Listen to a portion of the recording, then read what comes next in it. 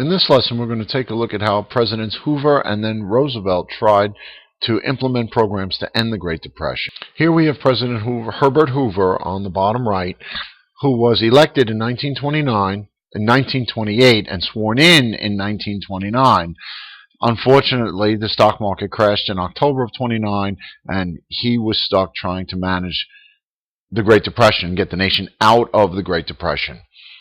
You may remember that Hoover was head of the U.S. Food Administration during World War I. In that position, he tried to get the public to voluntarily change their behavior so that the government had the additional food that it needed.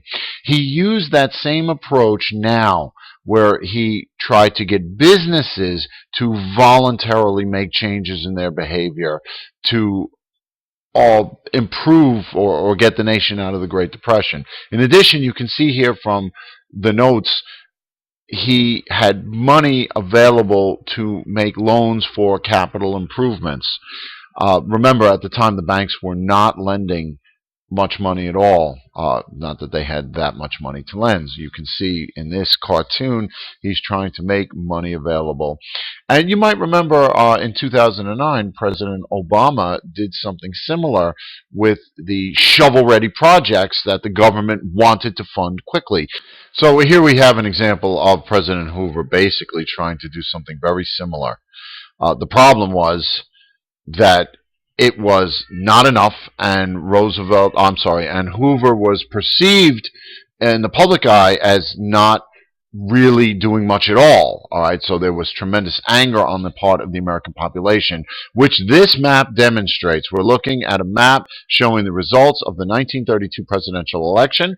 Herbert Hoover was a Republican and won the states that you see in red, and Franklin Delano Roosevelt was the Democratic candidate who won the presidency in a landslide, as this map basically indicates. Here we've got President Roosevelt. You can see the dates that he was in office from 1933 until 1945. So he broke the two-term tradition that all presidents up until this point had maintained, that George Washington had set in place. We'll talk about that in the next unit when we get into World War II. All right, do take a notice, though, in the bottom right corner, you see those microphones sitting on President Roosevelt's desk. Actually, the bottom left corner as well. And Roosevelt was a master at using radio to talk to the American people about the programs that he was going to put into place to help ease their suffering. Taken all together, these programs were known as the New Deal, and this was Roosevelt's grand plan to get the nation out of the Great Depression. Here we see a cartoon. It looks like America is taking its medicine, and the pills represent each pill represents a different New Deal program that Roosevelt put into place. All right, but taken together, the New Deal programs together, and we see this here while I'm highlighting on the bottom left, the New Deal was a three-pronged approach to end the Great Depression. And think of it in terms of the three R's that you see there: relief programs, recovery programs, and reform programs. We're going to take a moment now and take a look at each of these approaches. The cartoon here indicates that this was an alphabet soup. All right, so that's another metaphor that was used to describe these New Deal programs, because they were known by their little acronym initials.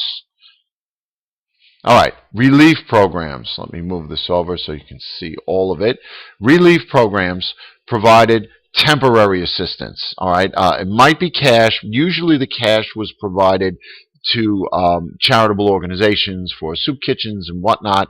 Most people wanted a job. They didn't want cash payments directly. They wanted to work, so temporary jobs were created that were some make-work kind of job for, some sort of small improvement project. Might be building a school or a post office. Here it looks like on the right-hand side, we're looking at some flood control project. Those of you that live on Long Island are familiar with the Jones Beach Boardwalk and the buildings out at Jones Beach. Those were Depression-era temporary jobs that created those facilities. Right? Relief programs and temporary, immediate help to ease the suffering. Here we're looking at the Works Progress Administration, which did some flood control work, and as you see from the notes here, schools, post offices, short-term stuff. All right. The second R, reform programs. There were systems that broke down, and the most important of which was the banking system. Nobody trusted the banks, and it's totally understandable given that many banks took people's hard-earned savings and threw it in the stock market and lost it. All right. It's important that the nation have confidence in its banks. Otherwise, the free market capitalist system isn't going to run. Businesses need to borrow money. Individuals from time to time need to borrow money. It's essential that people trust the banks. So you can see in the top right corner here, Roosevelt ordered a bank holiday, shutting all of the nation's banks. And again, keep in mind, he shared this with the public. He told the public exactly what he was going to do on the radio. So he was beaming himself into Americans' living rooms on a regular basis. And these little chats or talks were known as fireside chats. All right, and the public was in many ways appreciative of being made aware that he was on their side and working for them. Anyway, back to the bank holiday. He said that he was going to call bank examiners in. He was going to send government officials in, to examine all of the banks. And those banks that didn't have enough cash to operate were going to be closed permanently. And those banks that were solvent, that had enough cash to meet their needs, he would allow to reopen. On the left-hand side, we see a New Deal program that is still with us today and very important. The Federal Deposit Insurance Corporation guarantees that if you put your money in the bank and that bank goes out of business, that you will get your money back. The government guarantees, insures the banks that you will get your money back. They will pay, if need be, should a bank go out of business. Of course, that was a big deal back then. Banks still do go out of business occasionally today, but the FDIC is still with us and still a very important program meant to encourage trust in our nation's banking system. All right, the last are recovery programs. These programs were meant to make permanent improvements in an area or to the nation as a whole, and the point of this was a future benefit to hopefully prevent another recession from taking place. Case in point, Tennessee River Valley. At the time, the area around the Tennessee River, which you see in the dark green on the bottom right map. All right, so you're looking at pieces of 7 southern states and most of the state of Tennessee. All right, was the poorest area in the country, as shown by the photo on the top left. What the TVA did was bring electricity to this region, which did not have it. All right, so you can see the photo on the top right. You're looking at a electrical transmission station or transformer station, what have you. They dammed up the river and created hydroelectric power on this river, which brought electricity to those pieces of 7 southern states. All right, again, a recovery program, permanent long-term benefit to a region. Here you're looking at construction of the Lincoln Tunnel on the bottom, which connects Manhattan and New Jersey, major transportation improvement. The top picture shows a dam being built on the Columbia River out in Oregon, again, for electrification purposes. All right, so we're looking at long-term improvements. Keep in mind, Roosevelt's New Deal expanded the size of government significantly, expanded the power, and especially the power of the executive branch, all right, and the cost of government, all right. So what FDR was doing was not without his critics, all right. There were 3 significant critics in particular, although there were many. The ones on the right were people like Father Coughlin, who had his own radio show. It was very critical of certain things that Roosevelt was doing. All right, Dr. Francis Townsend was upset specifically with the Social Security Agency. and the Social Security Administration, and that is another New Deal program you need to be aware of that is with us today. All right, the idea of giving checks to retired people. All right, Dr. Townsend disagreed with what the president was doing, but it is with us today. Money is taken out of working people's paychecks today, and that money is then distributed to today's retirees. All right, and that program is still with us and was created as a New Deal program. All right. The concern you see here at the bottom of this argument was that these programs were too intrusive into the lives of people and their businesses.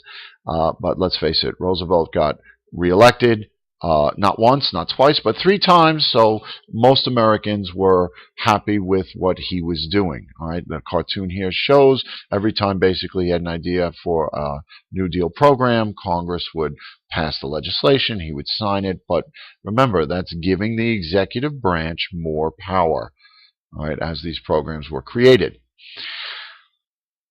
These programs were challenged in court, and as they began to make their way to the Supreme Court was finding, in fact, that the president had exceeded his constitutional authority. Therefore, they were declaring these programs unconstitutional, one at a time. This was angering President Roosevelt, who came up with the idea of expanding the size of the Supreme Court. This was known as Roosevelt's court packing plan. All right, there are 9 justices on the U.S. Supreme Court. He wanted to add 6 more to raise the total to 15. He didn't have the power to do that. That would have required a constitutional amendment. All right, but the president does have the constitutional authority to choose the justices. So obviously he would have chosen people that were sympathetic to his New Deal programs. All right, this never happened. All right, but it shows the things that Roosevelt was willing to consider to get the job done. This never happened because everybody thought this was ridiculous. All right, nobody in Congress on the Democratic side wanted to touch this. Even American people thought that this was a bit much. So it never happened. However, I should point out that for whatever reason, as future New Deal programs began to reach the Supreme Court, they managed to conveniently find those to be constitutional. All right. Remember, the New Deal programs were supposed to end the Great Depression. I'm sorry, but this chart shows that unemployment never dropped to the 5% level that you see in the line in red. Let me see if I can make this a little bit larger here for you. You can take a look and see the 1930s all through here and the rates of unemployment. It is, in fact, you can see here, it was World War II that was going to bring the Great Depression to an end, not the New Deal programs. All right? That does not mean that the New Deal was a complete and total failure, although do keep in mind it did not meet its stated goal of ending the Depression. All right, but there was a reason Roosevelt kept getting reelected. All right, people understood that he was there working hard for them.